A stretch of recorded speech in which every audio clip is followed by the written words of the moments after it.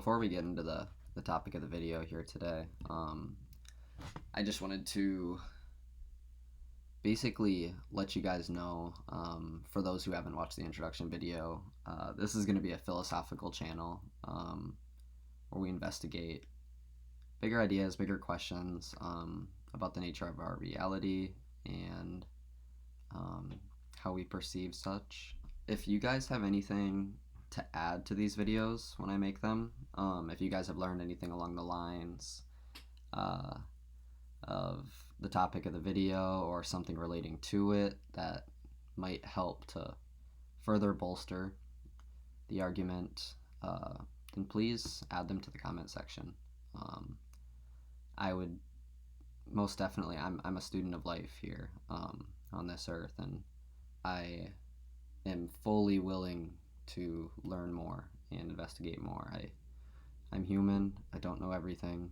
I'm not going to try to act like it.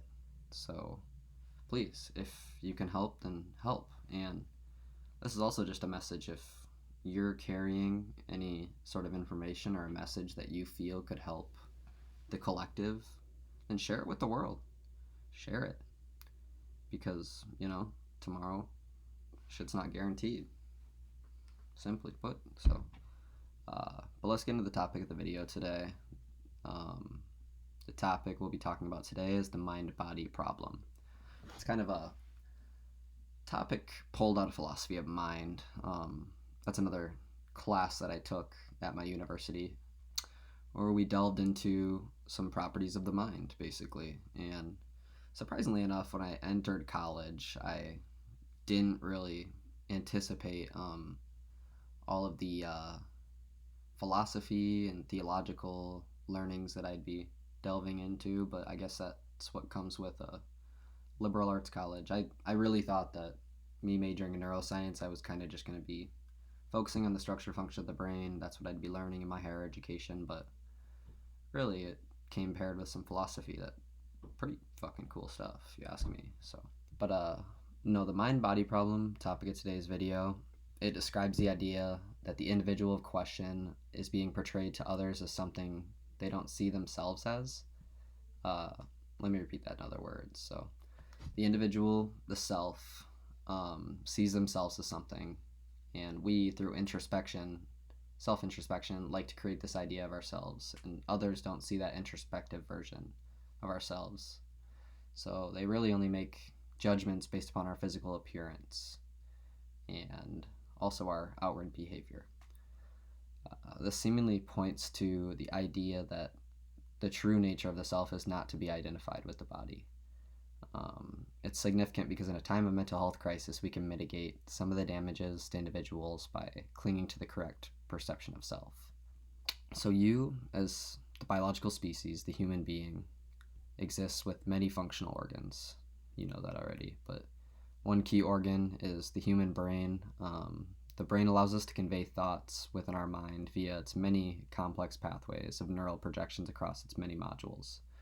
So this occurs via action potentials across neurons, where the axon sends the signal being conducted through the axon terminal across the synaptic gap to be received by the opposing dendrite of the next neuron in the sequence.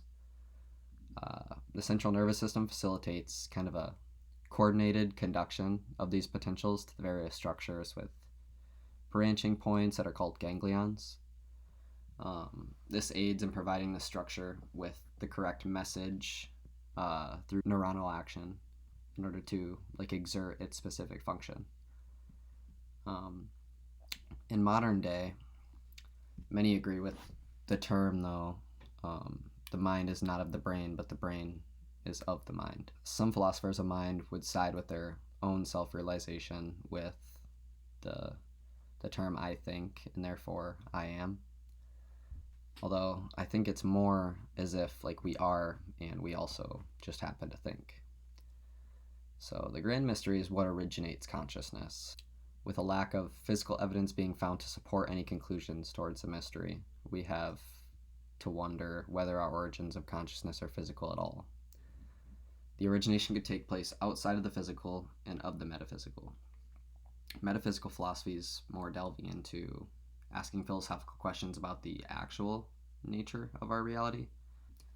Everything in our physical reality can be described in terms of complexity, from whole entire systems of galaxies to the subatomic level of the atoms, which are then composed of electrons and quarks. We can attribute an understanding of the substance based upon complexity. Everything in our physical reality constructed can be described in terms of complexity. But even at the most subatomic level, the electrons and quarks don't think, and so why should we assume that the origination of our own consciousness is of the physical at all? One of my favorite late rappers, we've been losing so many legends lately, but one of my favorite late rappers was XXX Tentacion, Rip X. And he definitely had a message that he was conveying and was just beaming light upon a dark world, I think. So, but in a song called Vice City, X said something along the lines of back to a time where minds were just matter. Almost as if he was pointing to like a shift in which we understand ourselves differently. It's interesting, in my opinion, how many people, including myself, once thought the brain was a simple result of our consciousness. The material substance, though, that composes the brain doesn't give any indicators towards an origination of consciousness. So we'll delve more into this at a later video, but quickly, I just want to ask the question, is this alluding to then an immaterial substance, or just a substance that we have yet to discover with our scientific prowess today? This is the grand mystery of consciousness that even the most brilliant of scientists can't figure out today. But some quick points for the mind-body problem. The body does no due diligence to the mind. We don't get to choose our bodies when we pop into this reality, when we're sent here. It seems as if we're chained to the avatar or body that we're sent to, based on how other people see us, but in reality that's just not the case. So we do have, however, like a firm direct grasp on our inner Cartesian theaters. What do I mean by inner Cartesian theater?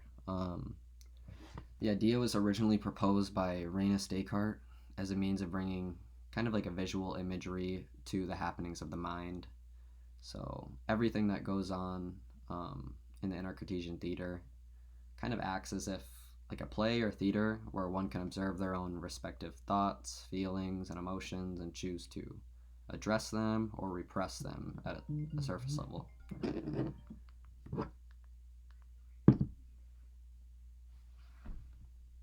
Alright, back to where I left off. Sorry, I got a phone call or something, kind of threw me off.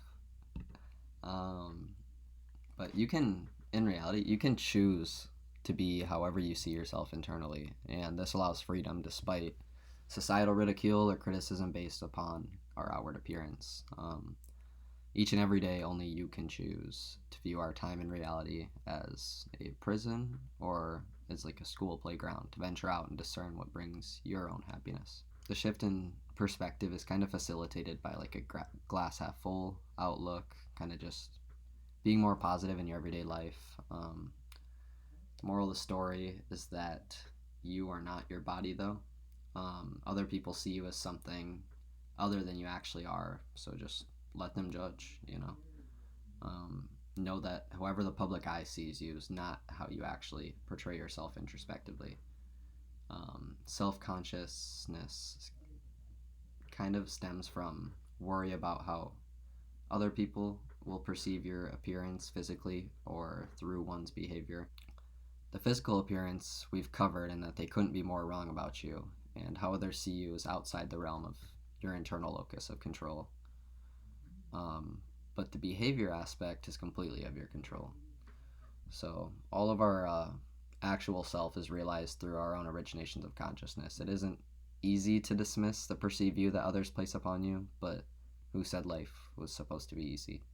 This is just one lesson amongst many we should continue to work on and may never perfect due to kind of the ego's way of creeping into the equation and its attempt at trying to make impressions upon others. We always do that. We try to make good first impressions, and I know I shouldn't judge, but sometimes I based upon first impressions, make a judgment call upon others. And in reality, God's the only judge. So shouldn't be doing that, but I'm not perfect. I'm human. A positive attribution of the ideal, though, is that once we begin to train the mind, the body tends to follow. We see this with athletes throughout the world.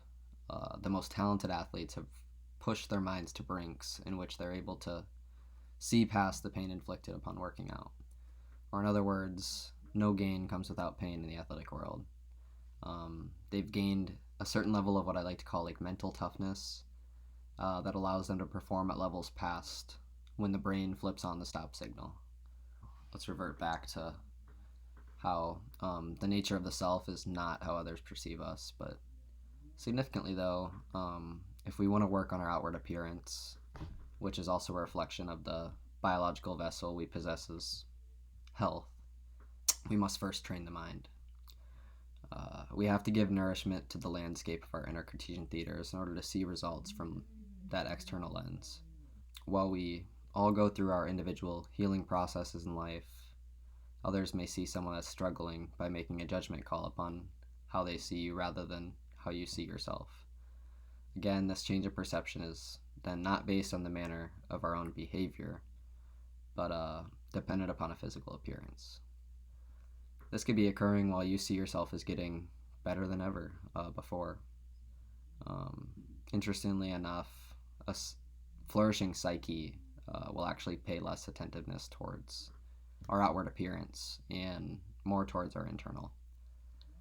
We can't help what others say or think, but we are the CEOs of our own lives. We can only be responsible for what we say and do, but we can't be responsible for what others say and do. So this is outside of our external or internal locus of control. External locus of control, I don't know if I've covered that yet. It's kind of more reliant upon luck and things that I don't know, it's more just due to chance, due to luck, those kinds of aspects.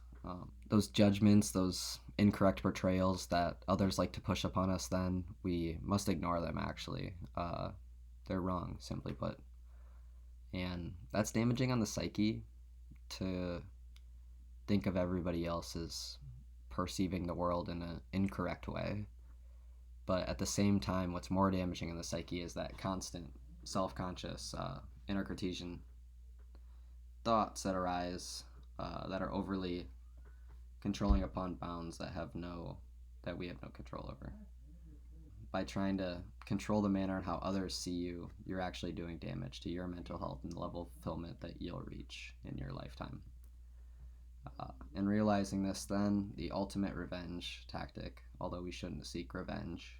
If I could act on my revenge, would I? Would I? Is to just counter by being yourself. Because how others see you is not you, but how you see yourself is how you should actually act and behave. You're the only constant in your life, so be aware of your reactions that stem from things that you can't control. Life is short, so shouldn't worry about things we can't control. Just worry about you, focus on you, what you can control. And yeah, I think that kind of does it for this video.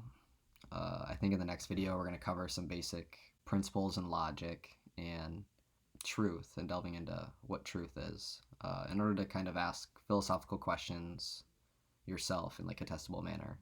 The video will be kind of short but necessary before we delve more into investigating the reality that we live in. Philosophy is a better investigative tool to discern truth than science, because science only provides us with the most accurate representation that we know how to describe our realities in.